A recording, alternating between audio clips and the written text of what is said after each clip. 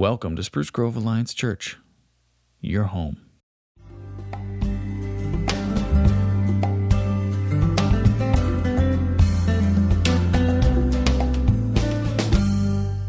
Well, good morning. Oh my goodness. Second service, show them up, okay? Second service has more energy. Good morning.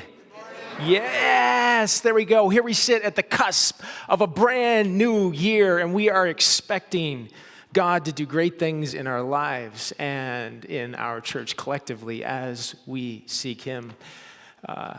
When I started here this past summer, I said that we were going to take most of this first year with me here and scuba dive versus jet ski in our mission statement: to know Jesus, to know each other, and to make Jesus known. I wanted to slow down and submerge and immerse and explore what that meant rather than just kind of skim the surface like a jet ski. Just got to scuba dive in that. And we're still going to do that.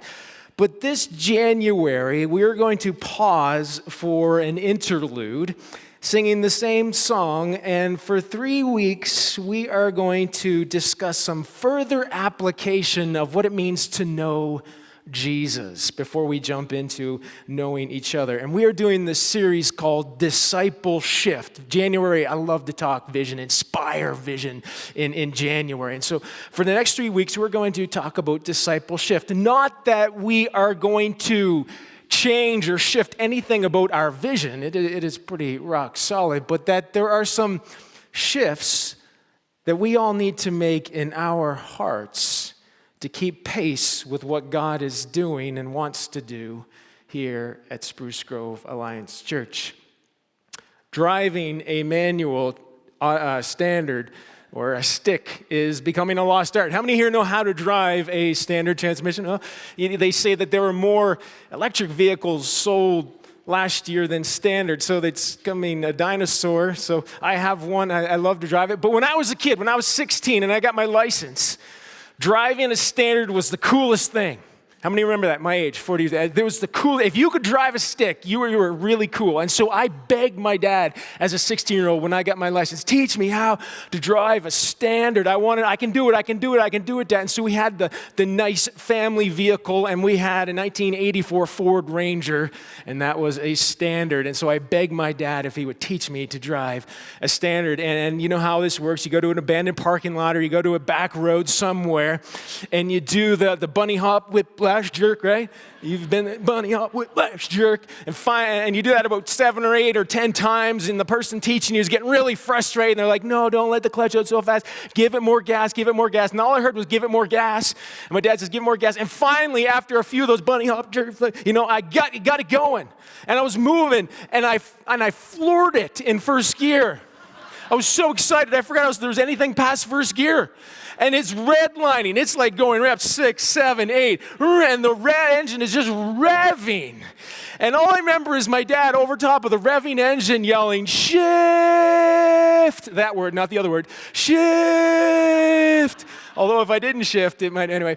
And I was like, oh yeah. And then I have to shift again. That the second year is a little bit easier. But why? Why do we need to shift? So that we don't blow the engine at worst case scenario, and so that we keep pace with the other traffic, or you are that guy that's driving really slow, right? So we don't know this is an automatic transmission, but we need to shift. And so for the next 3 weeks, we're not talking about changing our vision. We're talking about some shifts that we need to make in our heart to a higher gear to keep pace with what God is doing in our church and in our midst and in our lives. And worst case scenario, so that we don't blow the engine. I don't think that's going to happen, but we need to keep pace with what God is doing. And so we're going to talk about 3 shifts over the next 3 weeks. We're going to talk about a soul shift, and then we're going to talk about a stewardship shift, and then we're going to talk about a serving shift. And we talk about a soul shift, we're going to talk about shifting from an insecure place to a secure place at the center of our being. When we talk about a stewardship shift, we're going to talk about shifting from investing in temporal things to eternal things. And we talked about a serving shift, we're going to talk about shifting from consumer to contributor as we are on our quest to know Jesus. And so today, we are talking about a soul shift. So that's 3 weeks. And then you're going to ship me away to India. I'm going to be away for 2 Sundays. I'm getting ready for that, excited for that. And our staff at that point are going to take it from there, the clutch, and then they are going to talk about knowing each other, and then I'll be back to pick up the end of that. And so that's what we're doing for the next 3 weeks. But today, we are going to be talking about a soul shift, and I'm going to ask you later today to try something new with me. I'm new. I'm going to try a pilot project, something called a vision verse. Because New Year's is kind of this resolution time where you catch a new vision for your life, these new dreams and aspirations. You want to lose weight, you want to exercise more, you want to spend more time with family and spend money more wisely, and those are 4 great things. But this goes deeper than that. This is asking those same questions about your spiritual life. What's God's vision for me? What promise does He want me to claim in 2023? Or what is the lens from which He wants me to see my life in 2023? And so I've been doing this in some form or another for the past 8 or 9 years, and this has been extremely helpful in my spiritual life. And so I'm hoping that it can be extremely helpful for you. And we'll talk more about that. And our staff and our elders have led the way in this, and they've already chosen their vision verses, and they're awesome, and I'm hoping that you can join as well. Okay, so there is this town in Italy, spelled P-I-S-A. It's like pizza, but it's pronounced Pisa. It's got its name 600 years before Jesus even walked on this planet, 600 BC. And it came from the Greek word meaning marshy ground, okay? About 600 BC, about 1,500 years later, so about 1100 AD, after Jesus walked this earth, 1100 AD, after some war and some plunder that they received and some money that they received, they stole back in those days. They wanted to show off as a town and put their name on the map so that the whole world would know who they were. And so they took this massive amount of money and they built this humongous cathedral, bigger than they needed for this small town. And they were going to build this bell tower beside, separate from the cathedral. They wanted to build this huge bell tower that stood 300 feet tall. And so they hired some architects to build on this marshy ground. And as they started to build, they hit about the 3rd story, and they noticed something, that this structure had a bit of a lean to it. And so they paused for a second and go, uh-oh, what are we doing? We're building on this marshy ground. And they paused it for a few years. And then they started production again, and we hired some new architects. But instead of starting from scratch and fixing what was underneath, they just kept building from the leaning structure, and they started to build this wall a little bit higher and this wall a little bit shorter. That sounds like something I would do. And they thought that could kind of fix and rectify the problem as they started building. The only problem is they kept adding to it, and it exasperated the problem. And now this is infamously known as the Leaning Tower of Pisa. Has anyone ever been to the Leaning Tower of Pisa? Okay.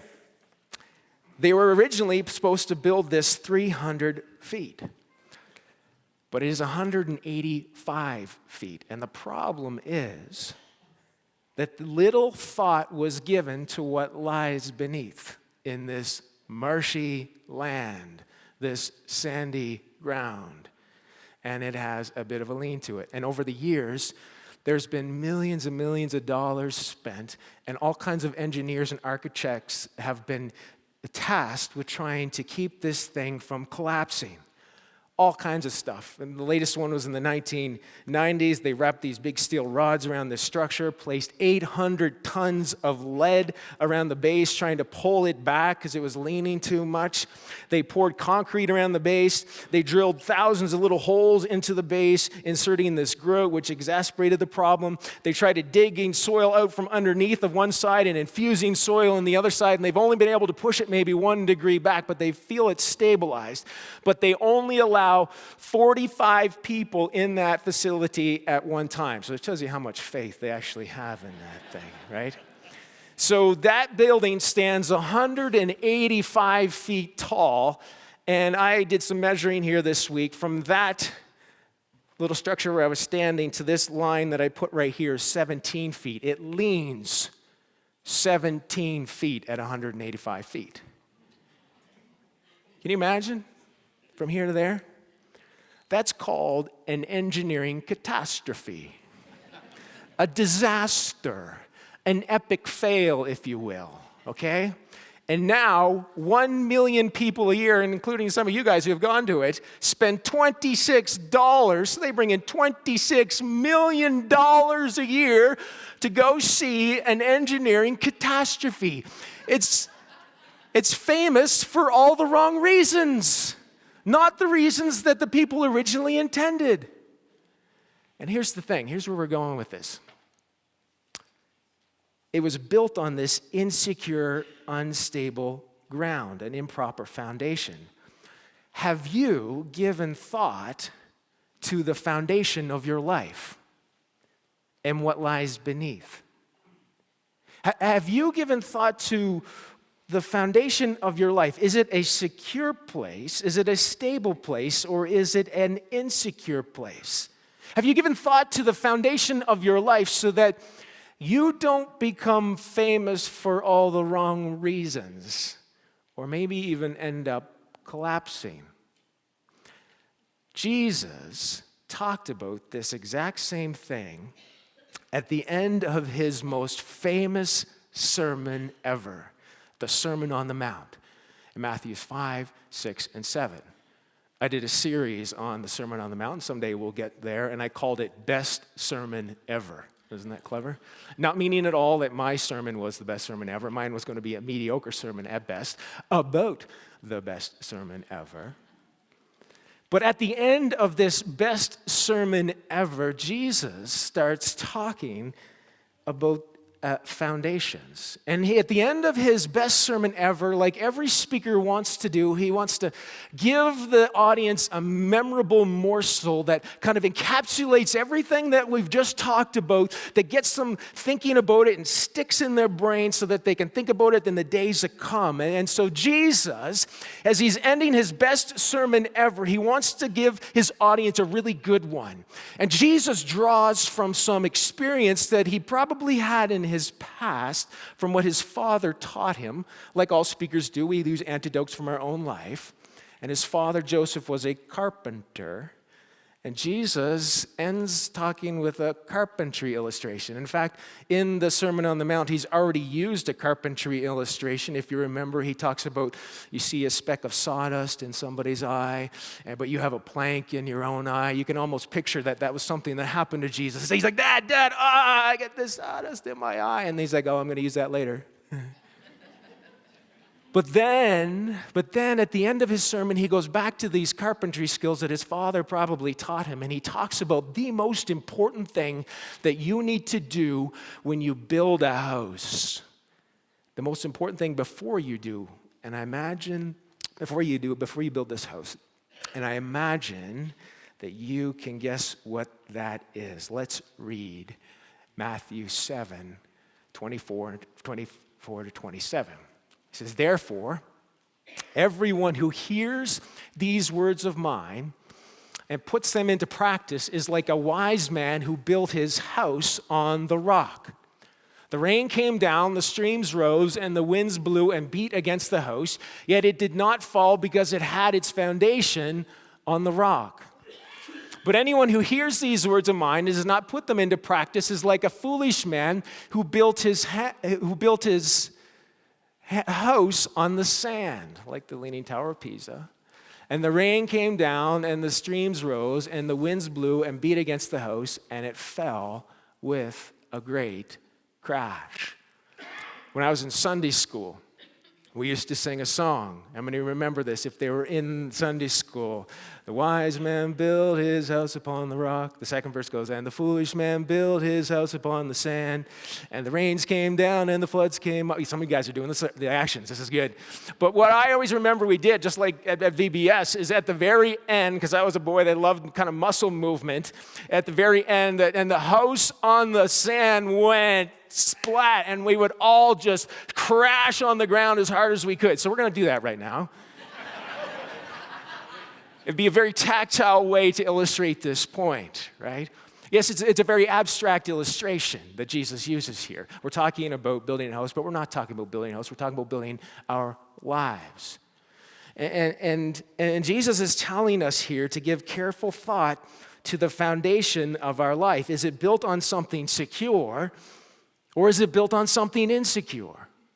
And my prayer and my hope for Spruce Grove Alliance Church in 2023 is that it will be a time for us to collectively make more of a soul shift away from the insecure foundation of this world to the more secure foundation of Jesus.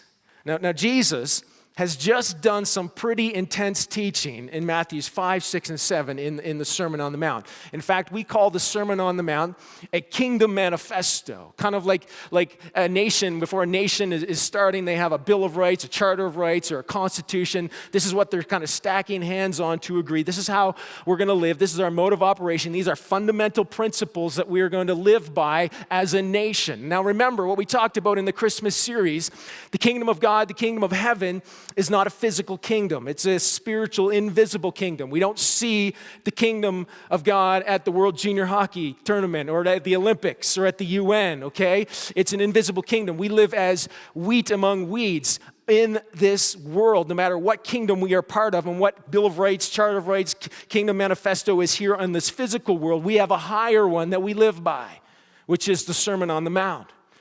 And he goes into some pretty intense teaching here of what it means to have a rock-solid life, rock-solid kingdom living. But if you want to build your life on an insecure foundation that will cause problems or even a catastrophe, all you need to do is just invert the Sermon on the Mount. Invert the teachings that Jesus has here. Do the opposite of what Jesus says. Any sports fans here? Okay. Anyone know the talk show, Pardon the Interruption? Yes, okay, so these two guys talk about sports stuff going on, and they have like a timer on the side, and then there's a list of things, and they only spend so much time on each one of those things, and the Sermon on the Mount kind of functions like that. There's a whole list of things that Jesus runs through really quickly of what it means to live by the spirit of law versus the letter of law, to live as kingdom citizens in this world. And so let's invert just some of these teachings if we want to have an insecure foundation that will cause problems or even a catastrophe. Jesus talked about murder. Well, okay, we can checkbox that, but Jesus kind of goes further. Not many of us have killed anyone. But he says anyone who is angry with a brother or sister will be subject to judgment. Settle matters quickly with your adversary. Okay, whoa. That gets right to the heart of the matter, doesn't it?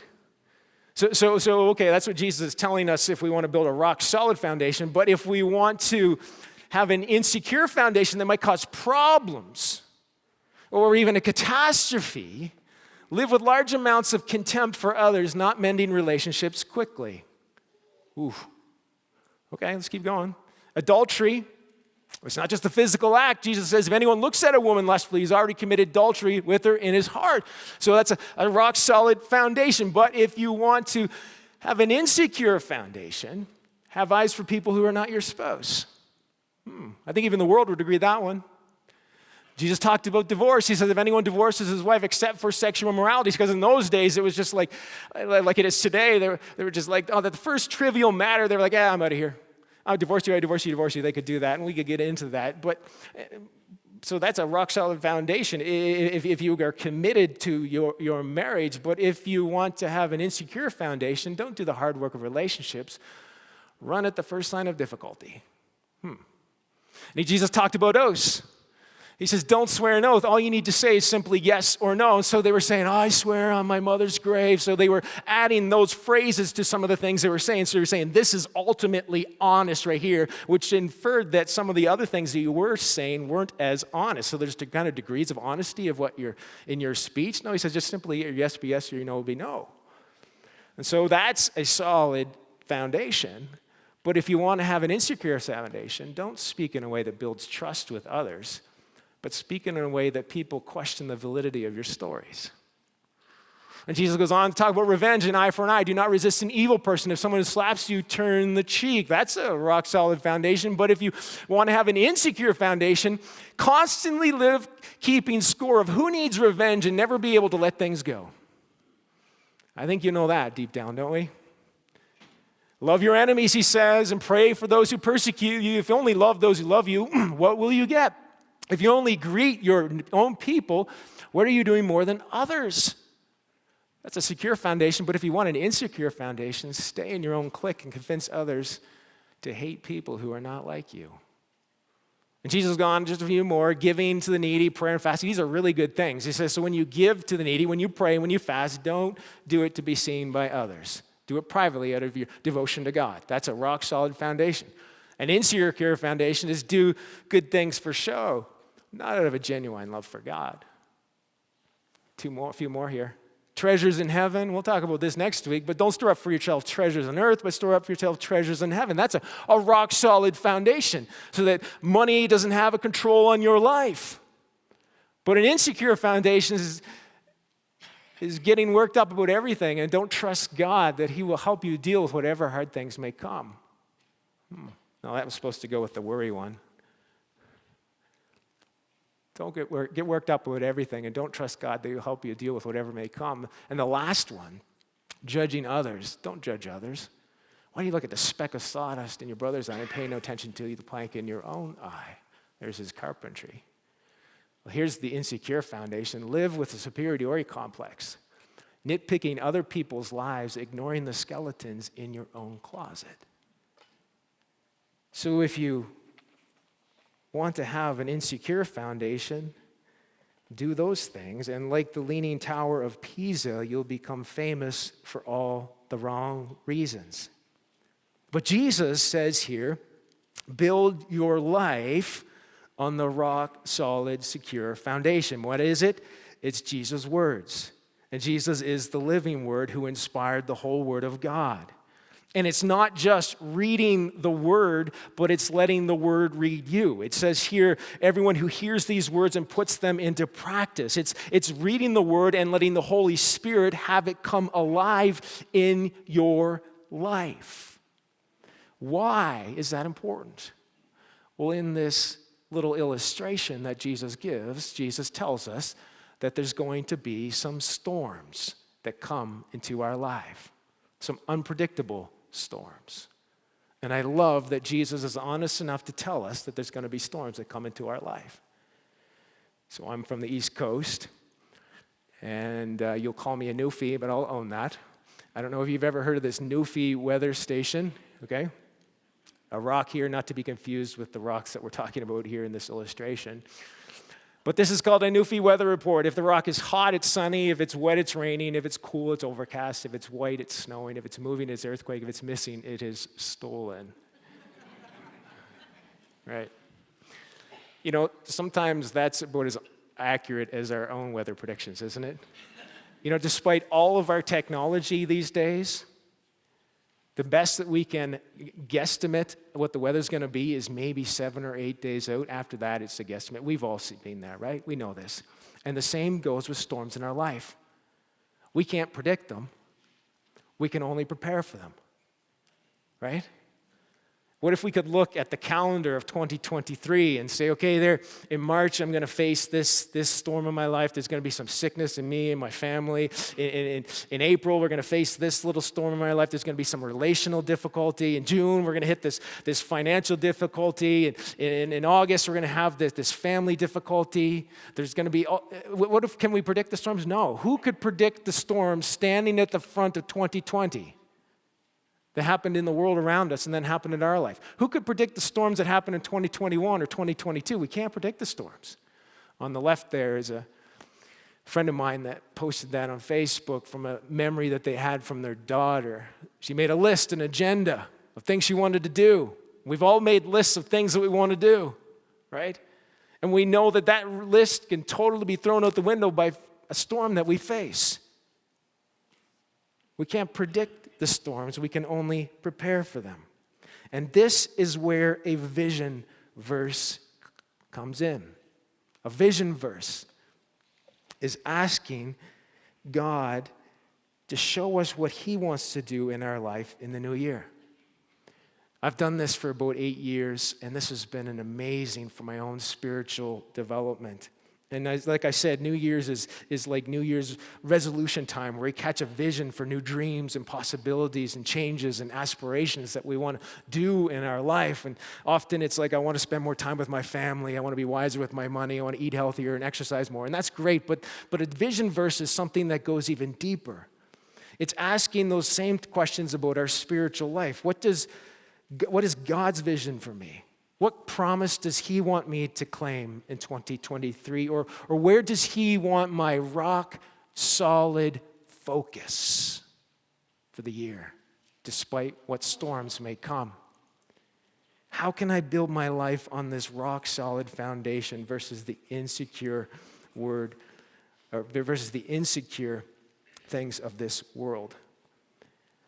It's interesting, as I've done this for the past 8 or 9 years, to see how God uses this to help me know Jesus and how he transforms me to be more like Jesus. I've done this for 8 years, and in one small way, I'll tell you one in 2021. This was my vision verse in 2021. 2020 was the infamous year. And so going into 2021, what God I felt wanted from me was to stay focused on what he called me to do. Preach the word. Be prepared in season, out of season. In the pulpit, out of the pulpit. Keep your head in all situations.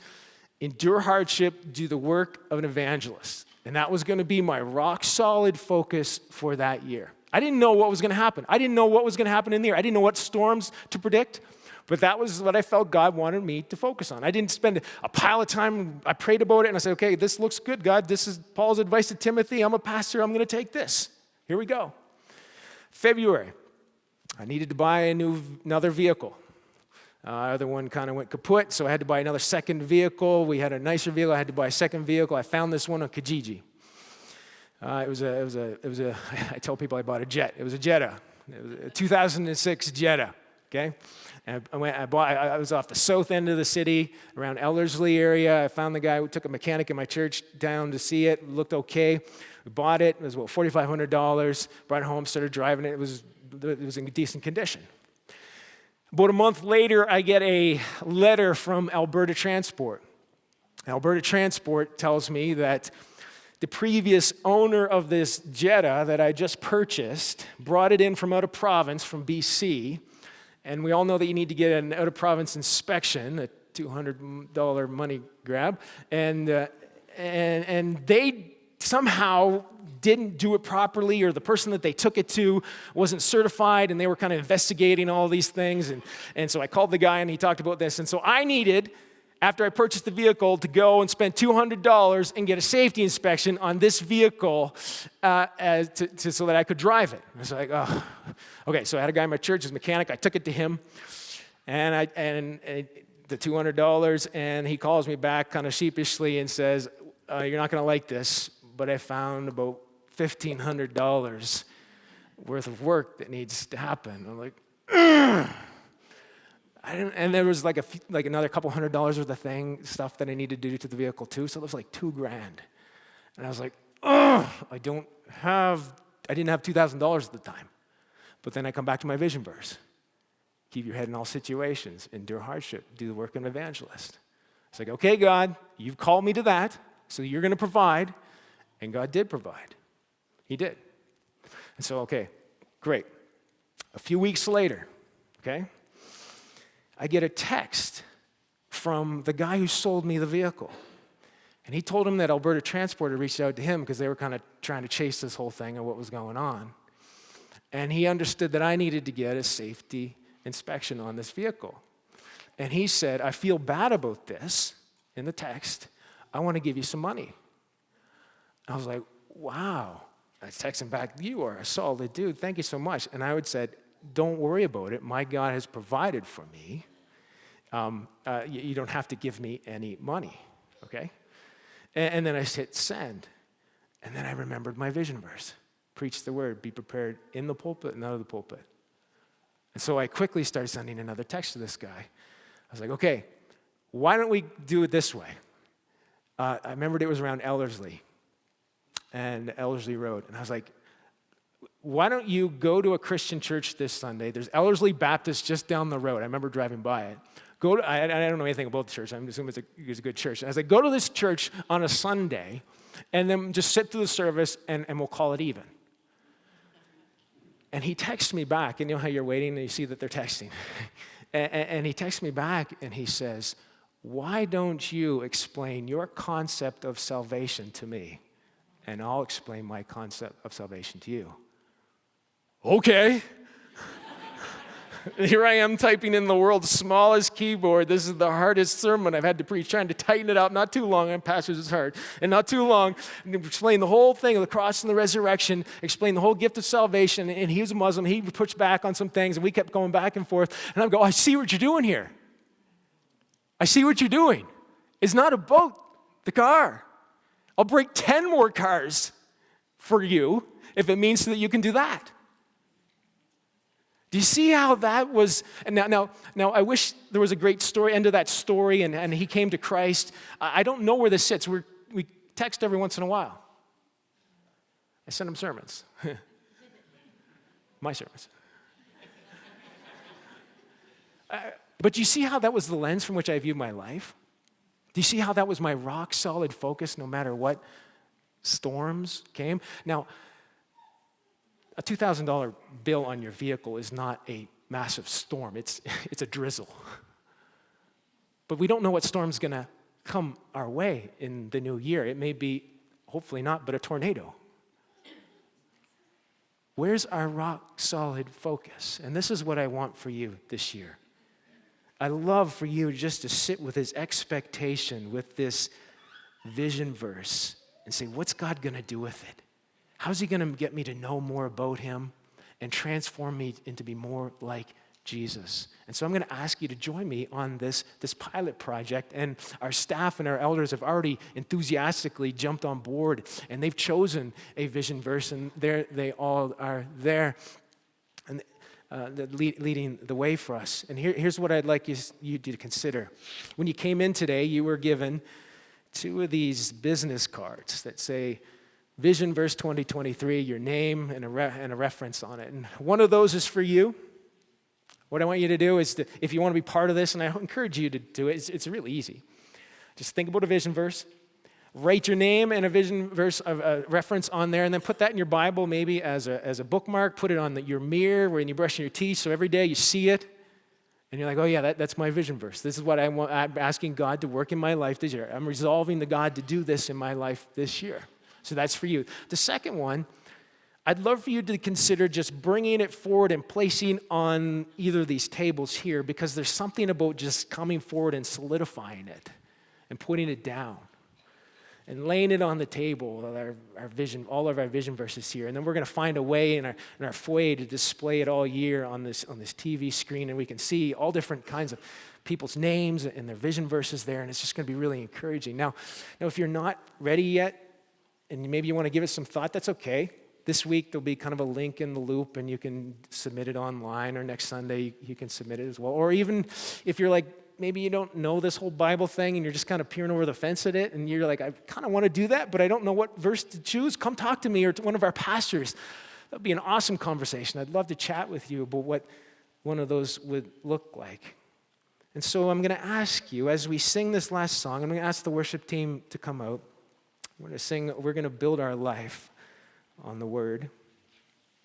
Maybe to just consider coming forward and just placing it as just a way to solidify, this is my vision verse for 2023. Just place it on the table.